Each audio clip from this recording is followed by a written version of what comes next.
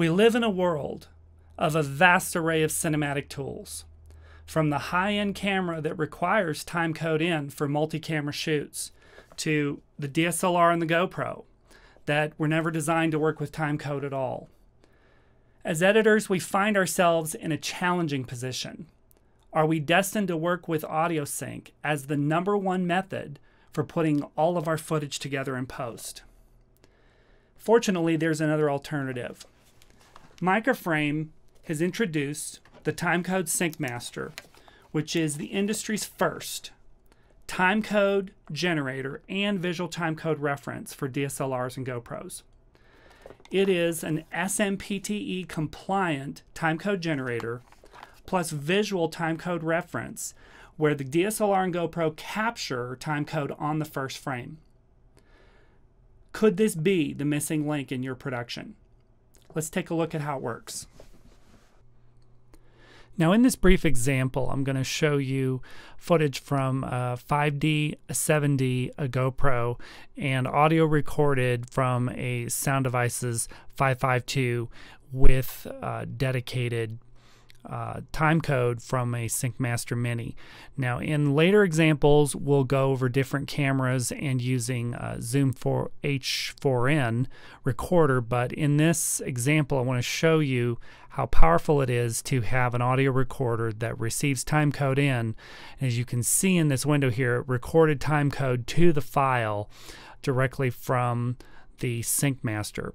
So I had a Canon 5D as an establishing shot.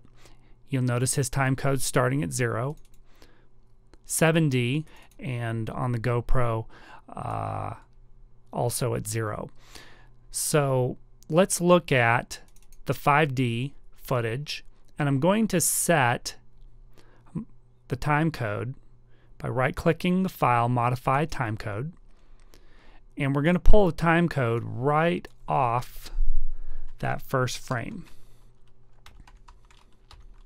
Take frame 14 because that's the frame it was transitioning to. Looking at the 7D, right-click, Modify Timecode. 50 and 23 frames. And finally, the GoPro. Modify Timecode. So let's create a sequence now. We'll use our establishing shot. I want to take the 5D and we're going to grab the Sound Devices audio. What I want to do is demonstrate how without audio, I'm going to delete the audio off the 5D, throw these guys together like that. I have no audio in this 5D clip now. I have just this audio from the Sound Devices 552.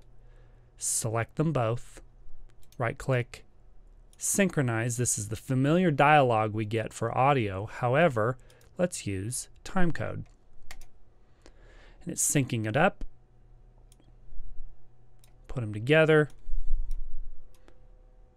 I'm going to just go back to the start point. You'll notice that this sequence starts at 0, 0. We can find out real quick what that timecode was. I'm just going to double click the footage. It's going to pull up the start point where I am in this timeline where I had clipped it. Let's copy that. I'm going to select our sequence tab, right click, start time, and paste. So now I've linked the point in time for this timeline with the time code I've established across the board in all of my source footage. So let's go to the edit point we had been looking at. Now with audio sync, we were handicapped. We had no idea where in the world we were on this timeline and how this point in time referenced to any point back in our footage. Here, I can just say, I want this point on my timeline. Let's pull up the 7D footage, paste it in, and here we are at the same location. I'm just going to set an out point there. Let's grab just the video, down to the point in time we had established on our timeline. We can take this point now, 9:30. I want to know where that is on the GoPro. Easy. Paste. Enter. There it is. Set my endpoint.